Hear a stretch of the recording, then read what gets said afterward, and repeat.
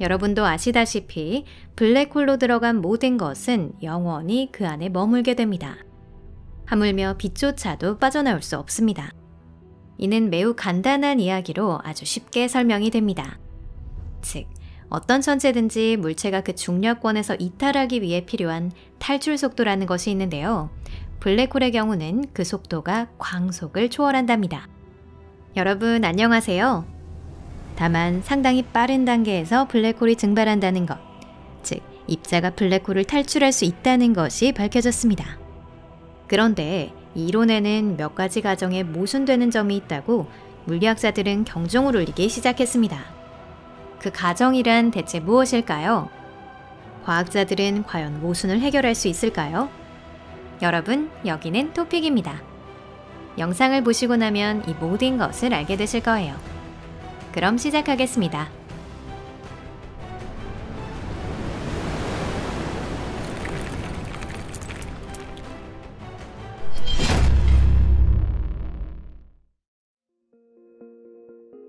블랙홀에는 왜 털이 없을까? 과학자들이 블랙홀의 존재에 대한 이론을 겨우 구축하게 되었을 무렵 털없음 정리라는 농담삼아 부르기도 했던 어떤 결론에 도달했습니다. 그 요점은 단순한데요. 회전하지 않는 정기적으로 중성인 동일 질량의 블랙홀은 서로 구별할 수 없다는 것입니다. 다만 이후 천체 물리학 연구에서 그런 블랙홀은 존재하지 않을 가능성이 높다는 사실이 밝혀졌습니다. 즉, 우리가 아는 블랙홀은 모두 회전하고 있다는 것이죠. 그렇지만 이 이론은 그러한 블랙홀에도 적용될 수 있습니다. 다만 같은 질량, 전하, 각 운동량을 가진 블랙홀은 서로 구별할 수 없다는 점은 보충적으로 설명이 되어야 할 겁니다. 이 정리는 블랙홀 이외의 어떤 다른 천체에도 통용되지 않습니다. 예를 들어 지구와 금성은 크기가 거의 같지만 금성 쪽이 20% 정도 질량이 작은 것으로 알려져 있는데요. 하지만 비록 금성의 질량과 회전 속도가 지구와 같더라도 금성은 지구와 비슷할 리가 없습니다. 화학 조성이 조금 다르고 내부 구조도 다른 데다가 대기도 전혀 다르기 때문입니다. 왜 그렇게 다른 걸까요? 그 대답은 한마디로 정보라는 말로 정리할 수 있습니다. 외부 관측자가 볼 때 지구와 금성은 같지 않습니다. 이것은 이 두 천체의 차이점에 대한 정보를 다양한 수단으로 얻을 수 있기 때문인데요. 일상생활에서 또 하나의 예를 들어볼게요. 겉으로는 구분이 어려운 일란성 쌍둥이라 할지라도 성격이나 흥미, 지식 등은 전혀 다를 수 있습니다. 그렇게 다르다는 건 무언가를 통해 정보를 얻어내는 것으로 알 수 있을 거예요. 예를 들어 그들과 대화를 한 경우 음파가 정보의 전달자 역할을 합니다. 혹은 그들의 행동을 관찰해 볼 수도 있겠죠. 이 경우에는 정보가 빛에 의해 전달됩니다. 빛이 없으면 시각 정보를 얻을 수 없습니다. 여러분도 이미 눈치채셨을까요? 정보에는 항상 그것을 전달하는 역할을 해내는 어떠한 것이 필요합니다. 게다가 전달력을 하는 어떤 것은 각각 그 한계도 갖고 있죠. 예를 들어 빛, 즉 광자를 수용하는 시력만을 사용한다면 처음 보는 물체의 질량이나 온도는 절대 알 수 없겠죠. 그렇다면 무엇을 위해 이렇게 철학적인 질문을 던지고 있는 걸까요? 대답은 아주 간단합니다. 무언가 블랙홀의 사건의 지평선을 넘어서 낙하하게 되면 외부 관측자에게 있어서 그것은 존재하지 않는 것이 됩니다. 그 순간부터는 그것에 대해 거의 어떠한 정보도 얻을 수 없게 되기 때문이죠. 정보의 전달 역할을 할 수 있는 파동이나 입자는 사건의 지평선에서 탈출할 수 없게 되고 흡수된 물체가 어느 정도의 질량을 가지고 있었는지에 대한 정보만을 알 수 있게 됩니다. 물체가 흡수되면 블랙홀 자체의 질량이 흡수된 만큼 늘어나기 때문입니다. 또한 중력장에서는 질량 이외에는 어떤 정보도 얻을 수 없습니다. 흡수된 물체의 색, 모양, 화학 조성은 어땠을까 등등 간접적인 특징만으로는 이미 알 수 없게 된 것입니다. 이런 정보를 알려면 블랙홀의 사건의 지평선 너머로 가야 하는데 그렇게 되면 더 이상 그곳에서는 탈출할 수 없게 됩니다. 즉, 블랙홀은 정보의 무덤이라고 할 수 있는 거죠. 이론상 블랙홀은 낙하한 물체에 대한 어떠한 정보도 저장할 수 없습니다. 게다가 이러한 정보를 꺼내는 것도 불가능하죠. 블랙홀 자체는 아무것도 방출하지 않기 때문에 우리는 블랙홀에 대해서 질량밖에 알 수 없습니다. 그리고 이 질량에 의해 사건의 지평선의 반지름과 사건의 지평선의 전하, 그리고 회전 속도가 결정되는 겁니다. 여기까지의 내용은 여러분이 잘 이해해 주셨으면 좋겠어요. 이제부터는 양자 물리학이라고 하는 아주 어려운 이야기가 여러분을 기다리고 있으니까요. 정보에 대한 정렬. 양자 물리학에는 기본적인 가정이 몇 가지 있습니다. 하나는 정보는 완전히 손실되지는 않는다는 가정입니다. 즉, 정보는 완전히 복구가 불가능할 정도로 손상을 입을 뿐이라는 것입니다. 아주 대략적인 비유를 해보도록 할게요.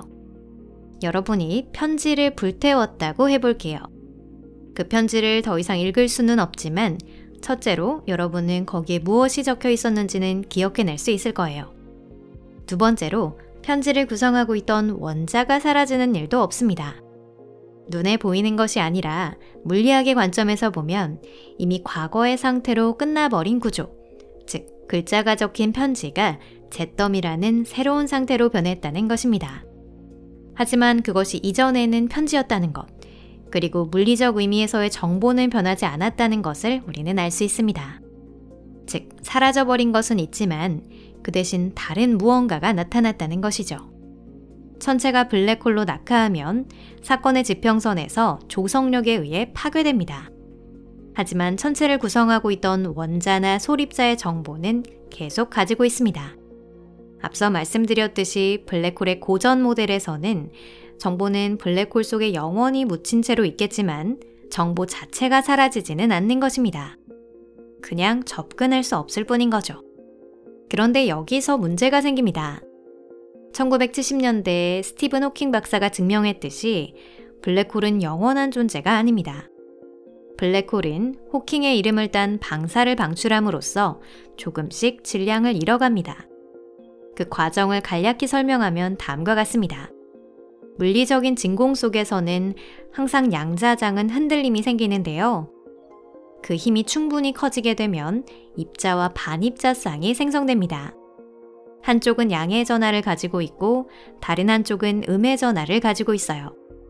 통상적인 상황에서 그것들은 즉시 쌍소멸되고 생성에 소비된 에너지는 반환받게 됩니다.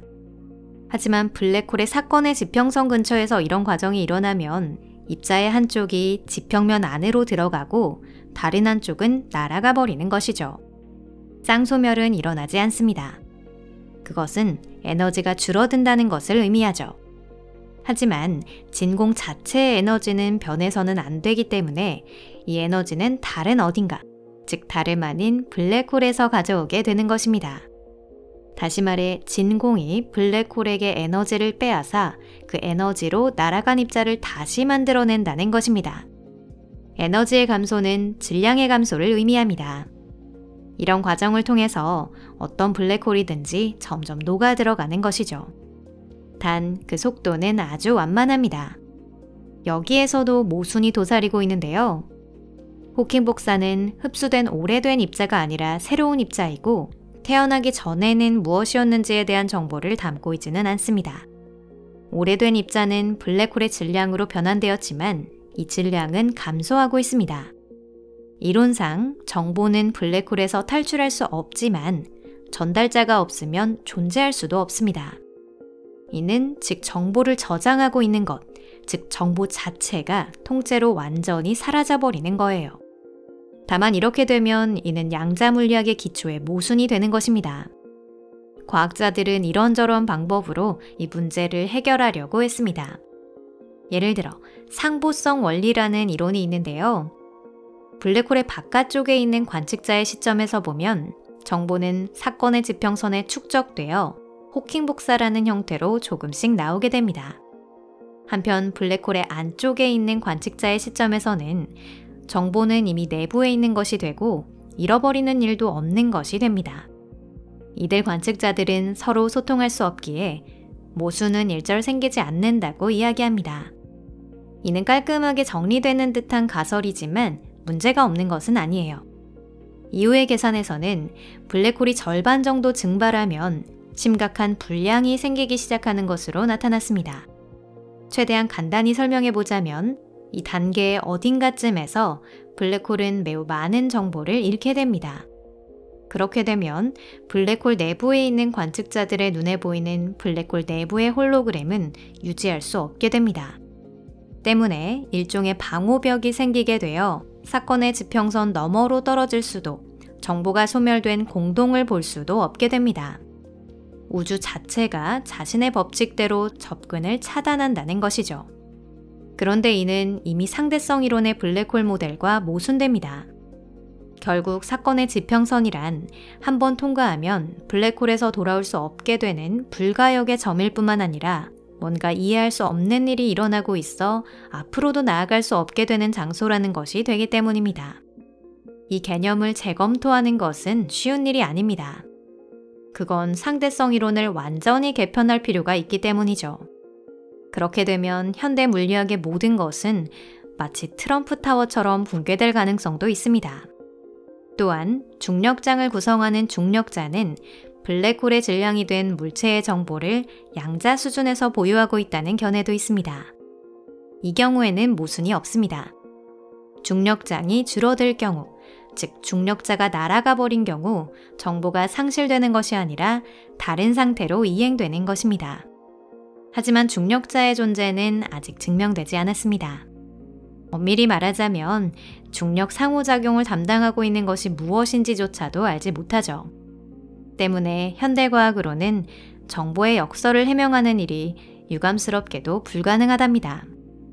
정보가 어디로 사라지는 건지 해명하기에 앞서 먼저 우주에 대해 더 많은 것을 알아가야 할 필요성이 있다는 것이죠. 그렇다고는 하지만 언젠가 그것을 해명해낼 수 있는 날이 올 거라고 믿고 싶습니다. 이 영상이 마음에 드셨다면 좋아요를 눌러주시고 SNS 공유도 해주시면 감사하겠습니다. 여러분 잘 부탁드립니다. 그럼 또 만나요. 안녕히 계세요.